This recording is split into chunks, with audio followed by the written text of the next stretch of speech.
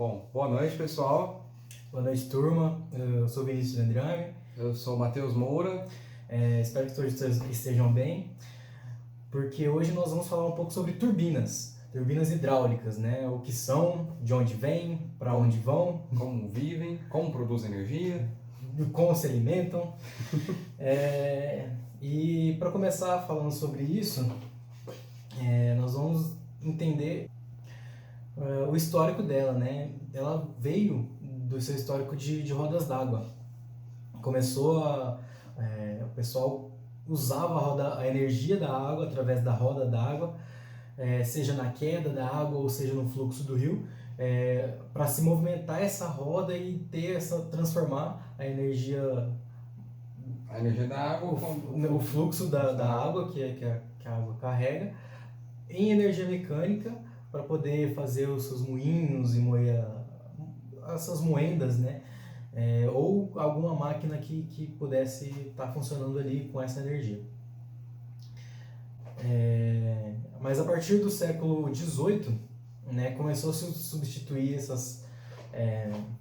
fazer melhorias dessas rodas d'água, e começou a ser usadas nas fábricas, né, de forma mecânica. Foi quando em 1848 esse rapaz aí, o nome a gente vai colocar na tela. Vai aparecer o nome na tela, eu vou tentar aqui. Schwamm Krug. Ele idealiza a primeira turbina, né? Pensando em grandes quedas de água, né? Isso, já começa a pensar nessa grande queda e a vazão já reduzida. Isso, claro, houve toda uma etapa de desenvolvimento, aprimoramento desde as primeiras rodas da água, né, até o aproveitamento da energia mecânica para fábricas, e foi se evoluindo até que foi pensado em fazer turbinas para grandes vazões, né? Isso também, ela vai evoluindo. Hoje em dia a gente já tem então grandes feitos do homem, né? Por exemplo, agora a gente tem mostrando para vocês aí a usina de Itaipu, que é a nossa maior representante de produção energética no Brasil. E ela é referência hoje na América Latina e também referência para o mundo todo. A gente vai estar falando isso mais para frente. Ela faz divisa entre o Brasil e o Paraguai. Outro exemplo ali vai ser a usina Três Gargantas, que é hoje está sendo a maior do mundo, né? Ela fica na China. E ela tem uma queda de 80,6 metros, né? E após concluída, com previsão para ser finalizada entre 2020 e 2030, ela vai ser a maior central hidrelétrica do mundo, com uma geração de até 25 mil megawatts. Então ela é bem extensa, bem grande, né? Na China. Outra comparação de grande feito hidrelétrico aí vai ser essa usina que fica na Suíça. Vai estar os nomes aparecendo aí, que são nomes complicadinhos ali. Né? Que ela é a usina com a maior queda. Ela tem uma queda de 1.800 metros. Tem o tipo de turbina usada é tipo Pelton, né? E ela consegue chegar até 423 megawatts. O diâmetro do motor, para vocês terem ideia, tem 3,99, 4 metros mais ou menos o diâmetro do motor. Do rotor. Aproximadamente 4 metros. Bom, mas o que seria uma turbina hidráulica? Turbina hidráulica nada mais são que máquinas motrizes, pertencem aos grupos das turbomáquinas, que transformam a energia hidráulica em energia mecânica, né? Ou seja, o torque com o qual o eixo da máquina gira a fim de direcionar a energia para outro meio, né? Através dos seus eixos ali. Direciona a energia da água para um determinado eixo, onde vai ser aplicado posteriormente a um gerador e vai transformar essa energia mecânica em energia elétrica. Os 4 principais representantes dessas turbinas são a Pelton, né? A Francis, a Kaplan e a Bulbo, que seria mais a forma de posicionamento dela, né? Cada um desses tipos pode ser adaptado, né, para funcionar em usinas. Depende mesmo da faixa de altura, da queda que a gente vai explicar certinho mais pra frente para vocês. Tá, agora a gente vai entender quais são essas partes que compõem essas turbinas. Primeiro, as principais, né, que fazem parte são a caixa espiral, o pré-distribuidor, tubo de sucção, distribuidor, rotor e eixo. Essas peças elas são mais genéricas, né? Então, tipo, essas peças sempre tem em todas as turbinas, tá? Como vai mostrar na imagem aí, representada numa vista explodida de uma turbina Francis. Aí tá explicando onde que ficam cada um desses componentes que a gente vai falar. Agora a gente vai ver aqui como é essa caixa espiral. A caixa espiral ela serve para distribuir, né? A água entra por esse bocal maior e ela distribui de forma igual para todos os lados, para o rotor, né? Que vai ficar ali dentro. Então, no centro da caixa espiral, né, você pode ver que ela vai diminuindo assim para igualar o fluxo de água em todas as partes, e no centro dela tem o pré-distribuidor, que ele vai direcionar a água para o centro de forma a distribuir a forma igualmente a distribuição da água. Por dentro dessa caixa espiral, nós temos o pré-distribuidor, né? São aletas fixas posicionadas ali dentro para justamente fazer essa primeira distribuição de água, né, de forma uniforme ali. Bom, aí esse já é o distribuidor, né? Ele tem essas aletas que elas podem ser movidas de acordo com a velocidade que a água está entrando, né? Então, dependendo da velocidade que a água entra, a água precisa estar direcionada de um determinado ângulo, né? E essas aletas rotacionadas a partir de pistões que ficam na parte superior do distribuidor mesmo. E assim a água entra, é distribuída de forma angular, a fim de melhorar o desempenho do rotor. Que é o próximo item. Rotor é a hélice, né, entre aspas, que está recebendo a força da água e transformando em movimento. E esse movimento ele vai ser aplicado ao eixo, que posteriormente vai estar ligado em alguma caixa de engrenagens, em algum gerador, para transformar essa energia, esse movimento da água em energia, no caso que a gente está falando, energia elétrica. Principalmente. O tubo de sucção nada mais é do que uma caixa onde vai estar nada mais é do que uma caixa de saída para a água que vai estar passando pelo rotor. Ou seja, e ela tem a função de desacelerar o fluxo que sai do rotor e recuperar a energia hidráulica que estava muito acelerada. Então ela vai estar de uma forma acelerada, ela vai abrir seus bocais para estar desacelerando, né? Tem alguns que tem uma parede mais rugosa para estar realmente dando mais atrito à água, para estar desacelerando esse movimento.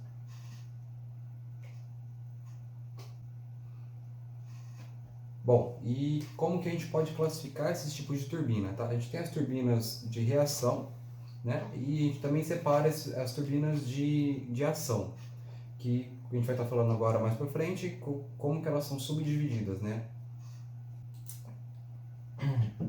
As turbinas hidráulicas elas são divididas em turbinas de ação e reação. As de ação, a gente consegue dividir elas na turbina Turbo, Pelton e Michael Bunking. As de reação são as turbinas turbulares, as de escoamento axial e as turbinas Francis, né? E cada uma ali ainda se consegue se encaixar nesses modelos. Então, as turbinas de ação. Elas operam com a energia cinética da água, recebendo energia da forma mecânica e hidráulica e fornecendo na forma mecânica motriz. Então, toda a energia potencial do aproveitamento é transformada em energia cinética antes de chegar às conchas do motor da turbina, né? Então, elas são direcionadas através de um tubo, de um bico, né? Um bocal, um bico, e o jato de água bate diretamente nas conchas, né?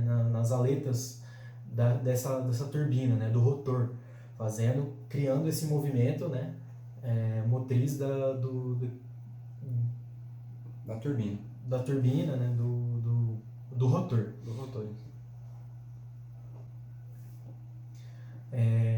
A exemplo disso, temos a turbina Pelton, né? Tem sua forma muito similar àquelas rodas que a gente falou anteriormente, e geralmente é usada para altas quedas, né? E quais são as vantagens? As vantagens é que ela tem uma eficiência muito alta, ela chega até 90 a 92% aproximadamente. Ela tem uma curva de eficiência plana, que, sobretudo quando é utilizado vários bicos injetores. Também é um tipo de turbina compacta, de baixo custo, e tem uma versão também simplificada de baixíssimo custo, com uma eficiência ainda muito interessante, né, que pode variar entre 80% a 90%. E era um grande atrativo para a microgeração de energia. Bom, e tem as desvantagens dela também, que são as pás delas, que está sempre sujeita à erosão, né, aos desgastes, e o não aproveitamento total do potencial da queda de descarga da turbina. Embora ainda é pequeno esse... Essa perda ainda é relativamente pequena em relação ao que ela está reaproveitando ali da queda, né? Isso.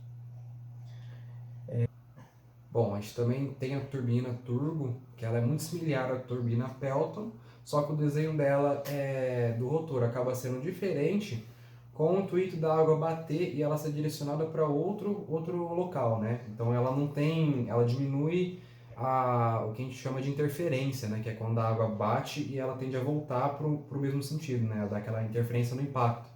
Então, esse desenho que ela faz, né, ela tem um ângulo de aproximadamente 20 graus no bico injetor. Então, ele injeta a água atravessa o rotor e sai por um outro lado, né, dando esse impulso, só que evitando essa interferência, né, esse retorno da água. Como vantagem, ela também tem uma alta eficiência, chegando a ser 85% a 90%, né? É um pouco inferior à Pelton, mas a sua curva de eficiência por evasão também continua sendo plana, sendo usado múltiplos bicos injetores, né? Ela também tem a versão simplificada, né, de baixo custo, que também possui uma eficiência de moderada a alta, né, que varia entre 75% a 85%, muito próxima da turbina Pelton, e também acaba sendo muito atrativa para a microgeração de energia. E ela também consegue ter tamanho e custos ainda menores quando comparada a Pelton, né? Então, consegue ser menor e também com custo mais baixo. Contrapartida, né, as desvantagens, da mesma forma que acontece com a Pelton, as pás também são sujeitas à erosão, né, por minérios na água, sujeira, e não é também aproveitado todo o potencial de queda que ela poderia ser aproveitada. Temos ainda nas turbinas de ação, turbinas Michael Bunke, né? Com relação à construção dela, ela aparenta muito aquele rotor de ar-condicionado, né? Ela tem a pá diretriz dela que consegue direcionar a água. E com relação às vantagens, né? Ela tem uma vasta gama de aplicação, de quedas altas e baixas. A curva de eficiência dela pela vazão é plana também, entre muitos modelos com 2 entradas. Ela também possui baixo custo, né? Ela tem um custo relativamente baixo, uma manutenção simples, só que ela, por desvantagens, ela tem uma eficiência moderada, né? Não chega a ter uma eficiência alta, ela tem eficiência moderada que varia de 75% a 82%, então ela é menos competitiva quando a gente fala de projetos maiores, que são de produção superior a 500 kW, e ela também possui um alto nível de ruído, né? O que acaba sendo uma desvantagem até significativa. Agora, com relação às turbinas de reação,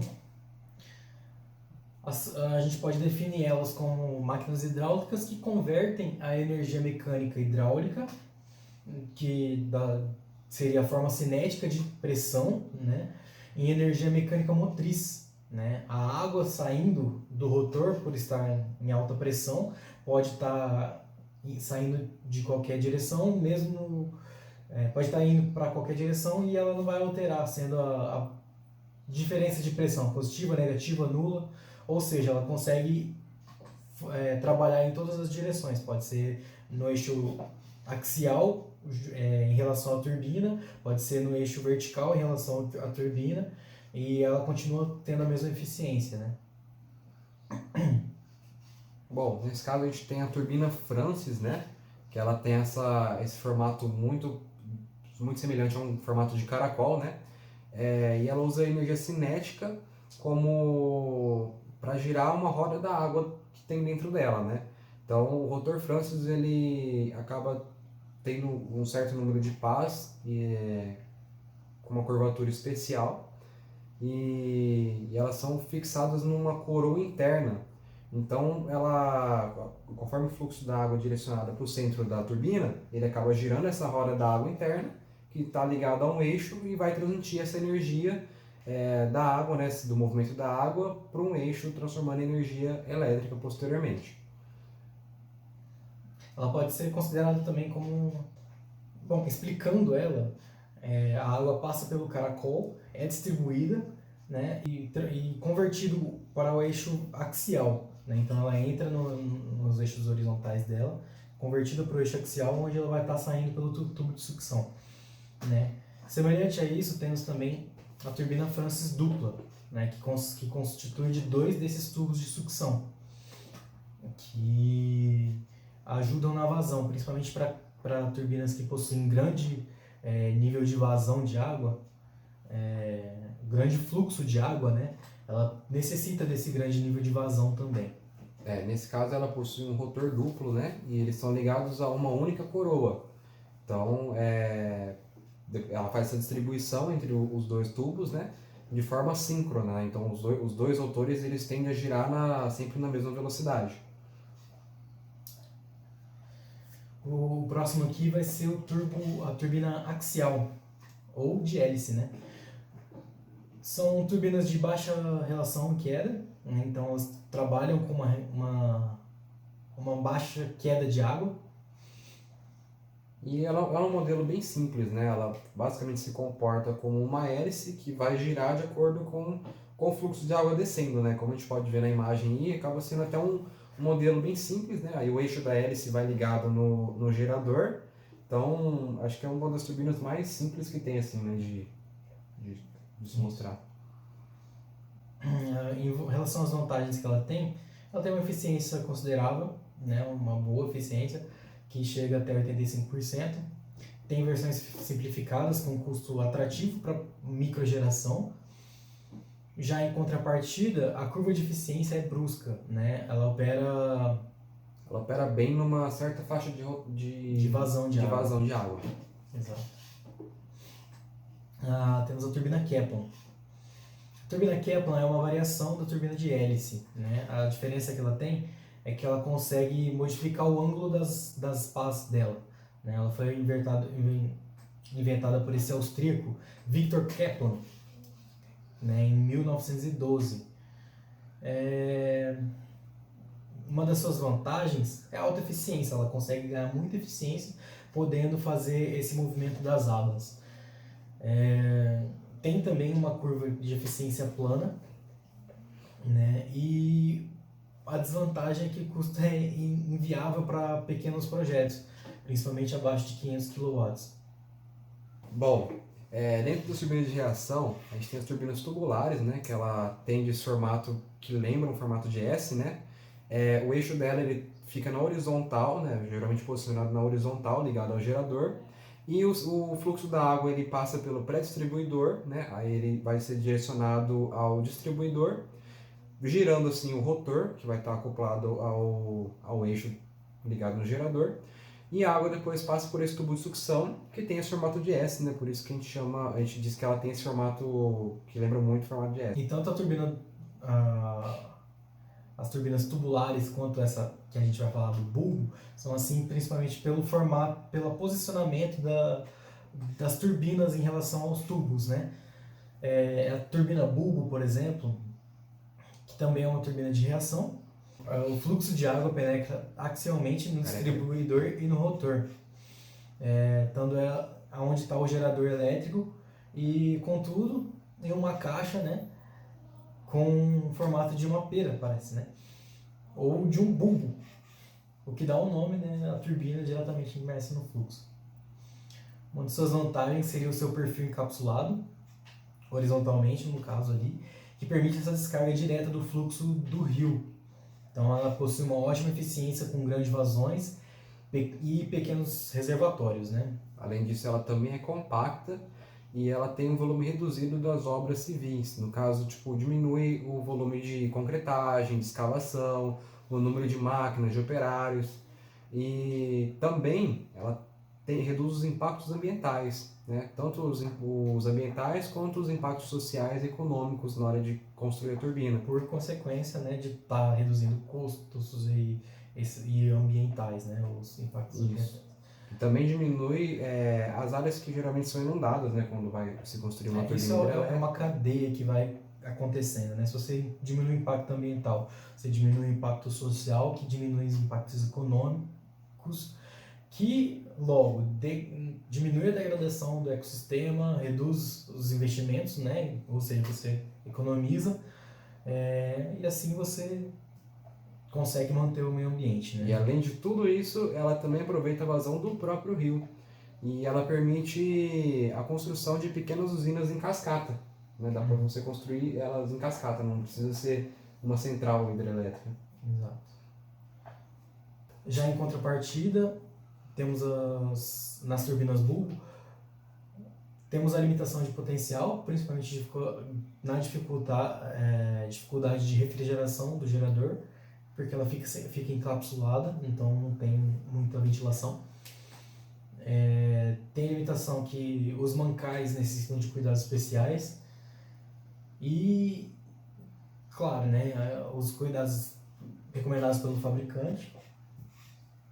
A sua forma compacta exige também mais investimento em tecnologia. Então você ganha, por um lado, em instalação, porém gasta um pouco mais, né? Faz um investimento maior em tecnologia para melhorar os componentes eletrônicos. Exige um sistema eficiente de vedação, porque ele fica em contato direto com o fluxo de água ali. Então ele tem que ter uma vedação impecável. As turbinas diagonais, elas podem ser classificadas também como turbinas de reação. As pás do receptor delas são articuladas e elas podem variar o ângulo de inclinação, e essa variação elas nos permite adequar amplas variações de descarga numa faixa mantendo sempre um bom rendimento. Isso facilita na hora para aumentar a eficiência da turbina, né? Podendo mudar a angulação das pás, você consegue ver o quanto de vazão que você está tendo e ajustar ao melhor ângulo de inclinação para você ter essa melhor eficiência. Isso já vai entrar no próximo tópico que a gente vai ver, que são as perdas e rendimentos, né? O quanto que a gente pode ter de perda interna, perda externa, do que pode acontecer dentro das turbinas. No caso, as percas internas, elas estão localizadas, elas são perdas que acontecem no interior da carcaça da máquina, né? Que é resultado da movimentação do fluido na região. E as percas externas, né? Elas geralmente são encontradas do lado de fora da carcaça, que geralmente é o atrito do eixo com o mancal, os anéis de vedação, e dentre outras percas que pode acontecer relacionadas. Às vezes a falta de manutenção, que é o desgaste das pás, dos bicos injetores, do próprio carcaça, né? Isso tudo pode estar influenciando ali na estrutura física, né? O que pode influenciar a eficiência do gerador. E geralmente, dentre elas, as mais significativas são as percas hidráulicas, né? A gente classifica ela como perca hidráulica, que é uma perca interna, percas volumétricas, que também são perdas internas, e também tem a perda mecânica, que no caso já são, como foi falado, as perdas externas, né? No caso das percas hidráulicas, como a gente citou, né, vamos delimitar elas. Primeiramente, o atrito da superfície entre os fluidos, né? que é o desgaste da água passando pela superfície das pás e do rotor. O deslocamento de camada seria o limite provocado pela forma dos contornos internos das pás, aletas e outras partes, né, continuativas. Tem também a dissipação de energia pela mudança brusca de seção, né, na direção dos canais que conduzem o fluido da máquina, geralmente as curvaturas ou a própria inclinação das pás, né? E também tem o choque do fluido contra o bordo de ataque das pás, né? Que seria o ângulo que a água entra em contato com a pá, né? Isso pode estar fazendo com... E isso geralmente acontece quando a máquina ela trabalha fora do ponto nominal, né? Do ponto projetado para aquela turbina. Bom, temos também as percas volumétricas, que são as percas que ocorrem devido à fuga, né, do fluido pelos espaços entre o rotor e a carcaça, como a gente vai mostrar na imagem aí. Ela tem essa perca dentro dos labirintos, né, que existem na carcaça e o rotor das turbomáquinas, e essas percas elas geralmente não afetam muito a altura da queda, né? Mas elas ocorrem geralmente entre essa seção, né, essa folga que existe entre o rotor e a carcaça do equipamento. Isso acontece muito pelo desgaste da vedação ou, né, má manutenção, má instalação. Pode acontecer por vários motivos. Bom, também temos as percas mecânicas, né, que geralmente são as percas que acontecem devido a atritos nos mancais, graxetas, atritos do ar, né, nos acoplamentos do volante de inércia. E assim, geralmente são percas difíceis de se quantificar, né? Então a gente utiliza o conceito de rendimento mecânico para fazer uma estimativa dessas percas. Tá? O rendimento total, ele geralmente está relacionado com a potência efetiva da máquina, né? A potência que ela consegue entregar final. Mas isso falando em potência hidráulica, né?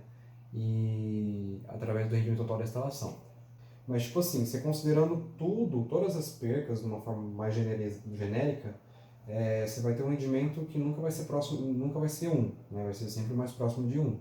E esse rendimento, ele nada mais é do que a potência da água girando a máquina, né? Tipo, a potência dela menos as percas pela mecânica, a perca da angulação da pá, a perca do fluxo de água e tudo mais.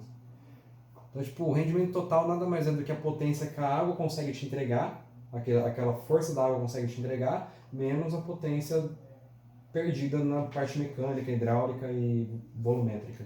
Uhum. É basicamente isso. Tipo, percas totais é a perca total, rendimento total. É o rendimento total da máquina menos a perca mecânica, hidráulica e volumétrica da máquina. O rendimento do gerador, geralmente ele tende a ficar numa faixa de 90% a 97%. O gerador é a peça, é o que vai transformar a energia mecânica em energia elétrica, tá? Então ele fica acoplado no eixo da máquina, né? Então depois de toda a movimentação, ele vai ser ligado, ele que vai fazer essa transformação da energia mecânica para energia elétrica no caso. Para energia elétrica. Já o rendimento da transmissão, ele diz a respeito às percas que são provocadas pela potência entrega no eixo, né?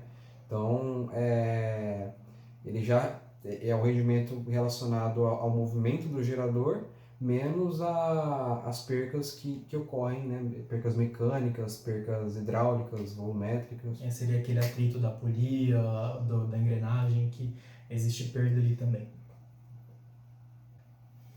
Agora a gente vai entender qual que é a classificação de cada turbina, né? Como que ela se aplica, onde que ela é colocada, para qual ocasião ela é colocada, onde que ela se encaixa realmente, né? A gente já conheceu todas elas, todas não, as principais, né? Esse gráfico leva em consideração a altura da queda e a vazão, né? Para a gente conseguir entender qual que vai ser a potência alcançada pela turbina. Então a gente pode verificar na figura que existem regiões sobrepostas que seriam onde as duas turbinas conseguem trabalhar de maneira eficiente. Aí, nesses casos, a gente vai avaliar não só a eficiência da turbina, né, para essa faixa, mas também o custo-benefício. Exatamente. Então, se eu tenho, por exemplo, ali, vamos pegar no gráfico, uma altura de 200 metros, e eu sei que a vazão volumétrica dela é de 10, então eu estou vendo ali que ele está entre a Pelton e a Francis. Então, independente de qual vai ser a escolha que eu faça, as duas vão operar de uma maneira eficiente para isso. Então, o que vai contar mesmo, o que vai contar mesmo vai ser o custo.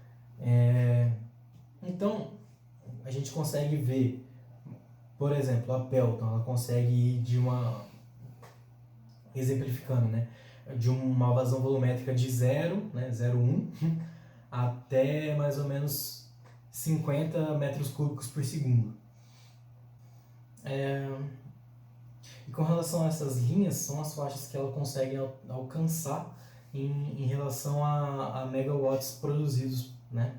As linhas diagonais. Isso, essas linhas diagonais. Então, como existe uma ampla gama de aplicação dessas turbinas, a gente deve levar em consideração, além do custo, também o risco de cavitação, que é o quanto de bolhas que pode estar ocorrendo dentro da turbina, e isso também produzir uma erosão dentro das pás. O custo de construção civil, a flexibilidade de operação, o quanto ela pode estar aumentando o custo ou não, ou alterando o tipo de pá, o tipo de turbina que vai estar sendo utilizado, né? A facilidade de manutenção, se é fácil acesso, se o tipo de turbina tem um baixo custo de manutenção, por exemplo, né? Bom, já em relação à queda-vazão, né, entre queda e vazão, uma turbina de alta queda, no caso seria mais indicado a turbina Pelton, que ela é mais apropriada em relação à queda-vazão maior. Uma turbina para baixa queda, no caso seria a turbina Kaplan, ela é mais apropriada para uma relação de queda-vazão menor, e a que fica no meio do caminho, né, tanto uma queda-vazão mediana, seria a turbina Francis. Bom, já a curva de eficiência, que é a curva de eficiência-vazão, uma curva plana ela significa que a eficiência cai pouco em vazões abaixo ou acima da vazão nominal projetada da turbina. E uma curva mais brusca, ela significa que a eficiência cai mais rapidamente em vazões abaixo ou acima da vazão nominal para a qual a turbina foi projetada. Então isso vai ter que ter aquele estudo para ver se a vazão varia, né, para você saber qual que é a melhor turbina que se aplica naquele local. Isso. Bom, na hora de escolher uma turbina, né, na hora de selecionar uma turbina, alguns fatores a serem levados em consideração é o modo de operar, se ela vai ser uma turbina de ação ou turbina de reação, que na primeira coluna é classificado como A e R, né? A velocidade específica dela em RPM, se ela vai ser até 18 RPM, se ela vai variar de 18 a 25 e por aí vai, né? Isso é a rotação da turbina, né? Rotações por minuto. E o tipo de turbina, se vai ser uma turbina Pelton de um injetor, uma turbina Pelton de 2 injetores, de 4 injetores, e conforme as outras configurações mostradas também. E na quarta coluna, né, na quarta e última coluna, relaciona essa configuração com a altura que você pode aplicar ela, né, a altura ideal para se aplicar ela, que pode ser de 800 metros ou de 400 a 800 metros, isso de acordo com a velocidade e o tipo de turbina que você deseja aplicar no projeto. Então você vai ter que analisar qual é a altura que você tem de queda d'água e qual é a rotação que você consegue atingir ali nessa queda. Isso. De acordo com a vazão volumétrica que vai ter ali, né, na sua turbina.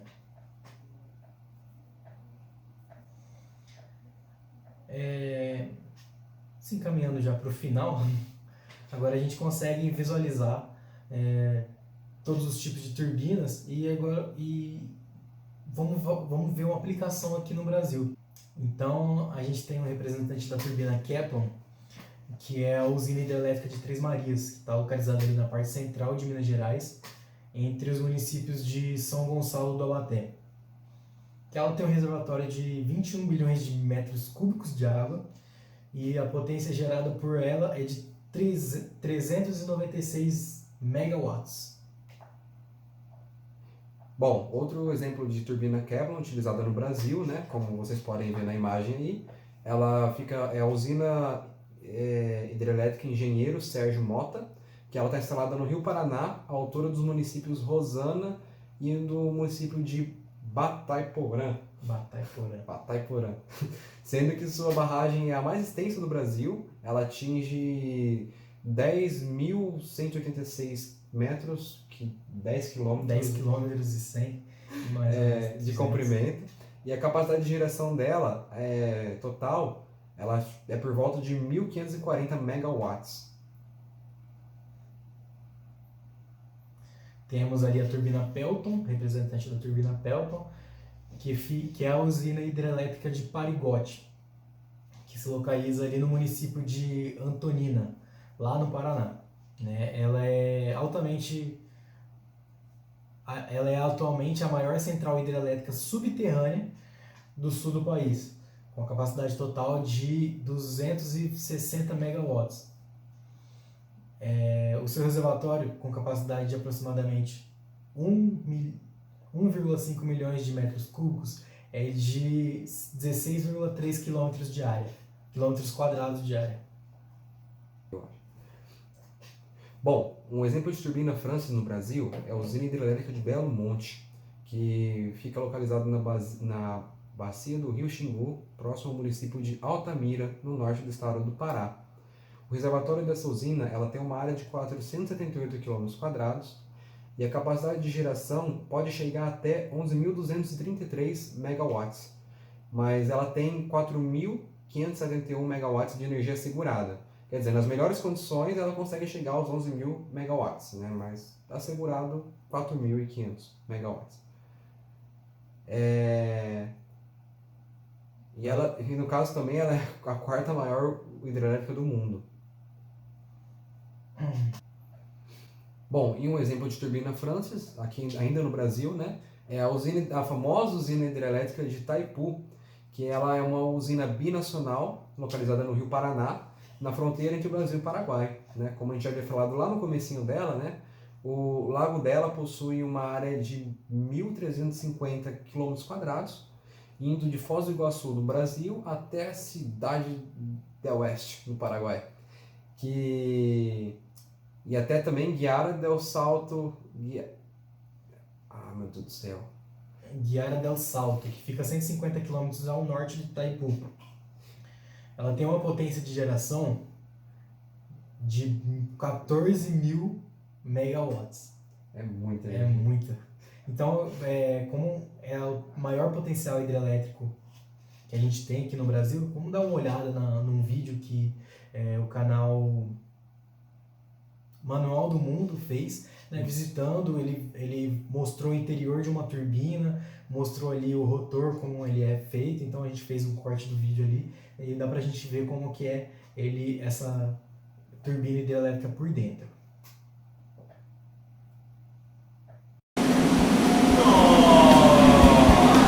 A gente vai entrar agora na caixa espiral, é um lugar onde a água passa. Também é um lugar a que pouquíssimas pessoas têm acesso. Bora lá. Lembra daquele cano branco que a gente viu lá fora? Ele sai exatamente atrás de mim. Então, quando isso aqui está cheio d'água, tem meia catarata do Iguaçu passando. E essa caixa serve para a gente conseguir aproveitar melhor a força da água que está vindo lá de cima. A caixa é de aço e aqui a gente consegue ver as soldas, as divisas, mas só que ela está muito lustrada porque passa muita água aqui e vai limpando a caixa enquanto vai passando. E essa estrutura que você está vendo não gira, ela é fixa. A água vai entrar aqui e vai passar por essas pás de distribuição. As primeiras são fixas, mas mais para dentro já existe um segundo conjunto com pás móveis. Elas vão direcionar o fluxo da água para manter a turbina girando numa rotação constante. Bora ver as turbinas. Essas daqui são as pás do rotor da turbina, ou seja, a água vai bater nesse negócio aqui para fazer a turbina girar. Aqui eu tenho uma miniatura, dá para ter uma ideia de mais ou menos como é o tamanho disso aqui, porque a gente não consegue ver aqui perto. O detalhe é que a turbina tem 300 toneladas, você deve imaginar que não é nem um pouco fácil de movimentar isso aqui. Vamos tentar? Acho que não rola, não. Se você pudesse olhar de fora esse lugar onde eu tô, ele teria mais ou menos esse formato aqui. A água entra por essa ponta, claro que seria oco e não sólido como esse, e ela vai sendo distribuída para a turbina, que estaria aqui no meio.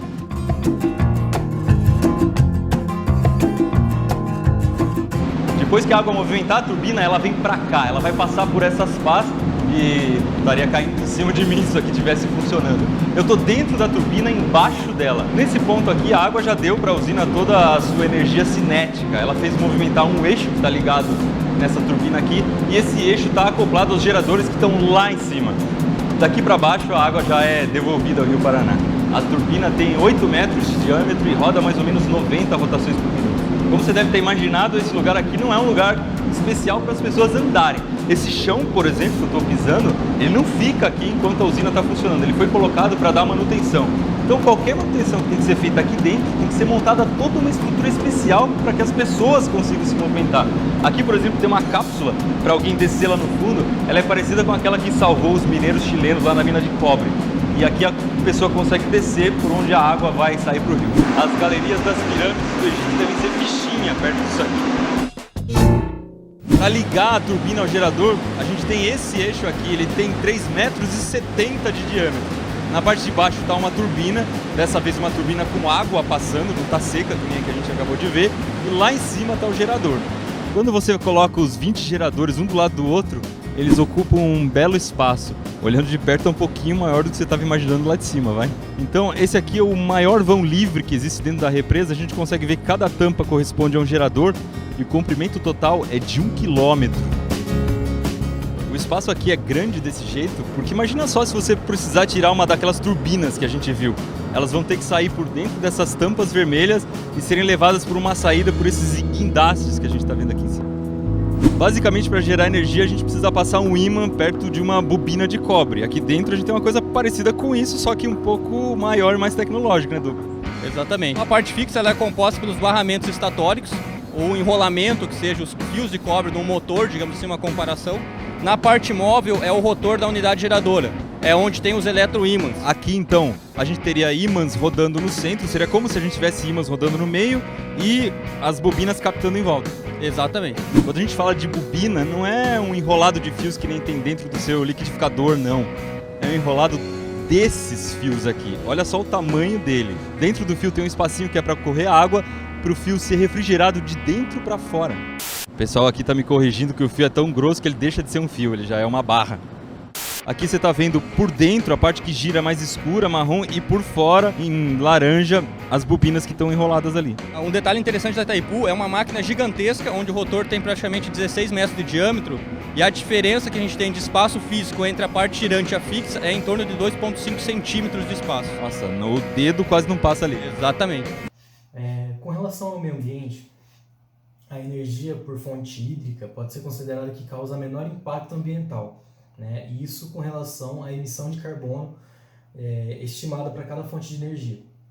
Em todo o seu ciclo de vida, então desde a fabricação dos equipamentos, obra, instalação, operação, manutenção, até o fim da vida útil, é calculado essa gráfico que a gente vai falar a seguir. Então, no caso das hidrelétricas, são gerados 4 gramas de CO2 por quilowatt-hora. As oceânicas, 8 gramas, as eólicas, 12 gramas, as nucleares, 16, biomassa, 18 gramas, solar, térmica, são 12 gramas de CO2 por quilowatt-hora, geotérmica, 45, solar fotovoltaica, né? Por incrível que pareça, 48 gramas de CO2 por quilowatt-hora. Ou seja, desde o processo de fabricação das placas até o fim da vida útil dela, ela emite mais CO2 do que as hidrelétricas. Muito mais, para falar a verdade. A gente tem mais que 10 vezes a emissão de poluentes. Certo. Com relação à inovação, não se tem muita inovação. Então, uma nova forma de estar utilizando, né, em um outro meio, de estar utilizando essa energia por turbinas, né, turbinas hidrelétricas, seriam a instalação dela para as correntes marítimas. né? Ou seja, esse novo gerador de energia movimenta a partir do ponto onde ela está instalada, né? Nesse caso aqui, eles estão sendo instalados ali no país de Gales. É uma turbina imensa, pesa 150 toneladas. O equipamento tem a altura de um prédio de 7 andares, mas pode gerar ali 400 kilowatts girando lentamente conforme o deslocamento das marés, né? O que ela possui? Uma baixa velocidade, e um dos principais argumentos da empresa é que isso diminui o risco de impacto ambiental, né? Além disso, a energia dos mares é considerada totalmente renovável, né? Porque a corrente está sempre ali passando. Bom, e segundo a empresa, a colocação de 3 turbinas em uma estrutura única, ela vai maximizar a energia média gerada, né, garantindo um fornecimento mais uniforme à rede, como mostrado na figura que a gente está apresentando agora, né? Com relação às normas, é importante citar primeiro a NR12, né, que é uma norma regulamentadora estabelecida pelo Ministério do Trabalho e do Emprego, que fala sobre o ciclo de vida das máquinas, os equipamentos que são utilizados, as etapas dos processos produtivos, né? Também questão de trabalho, né, condições de trabalho, segurança. Então é importante a gente citar ela. E as normas da ABNT, que são as NRs aí, que a gente vai estar mostrando elas agora, que também envolvem as turbinas, né? Todas as NRs envolvendo as turbinas. No caso a gente vai mostrar todas as normas que ainda estão em vigor, tá? A gente não buscou normas que já foram canceladas. Isso.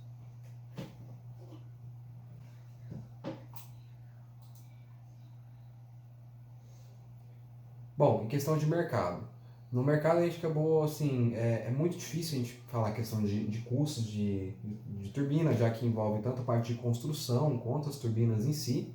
Mas a gente acabou encontrando aí no Mercado Livre, né, uma turbina nessa faixa de R$21 mil, né, que é um modelo de turbina Francis. Ela tem um diâmetro de dimensão de 30 centímetros e a descrição dela dizia que ela era uma turbina de microgeração de 10 kW e aplicada a 220 trifásico, né? E no caso aí era só uma turbina nova, usada, né? Acho que a turbina nunca foi usada. Nunca foi usada. Mas é só pra gente ter uma ideia de faixa de preço aí, né? Numa turbina para microgeração, né? São uma turbina...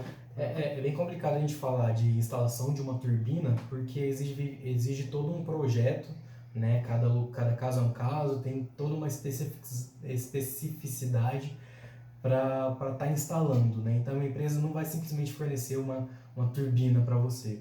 A empresa vai estar dando o projeto para a instalação dessa turbina no seu caso. Então isso vai variar muito de projeto para projeto.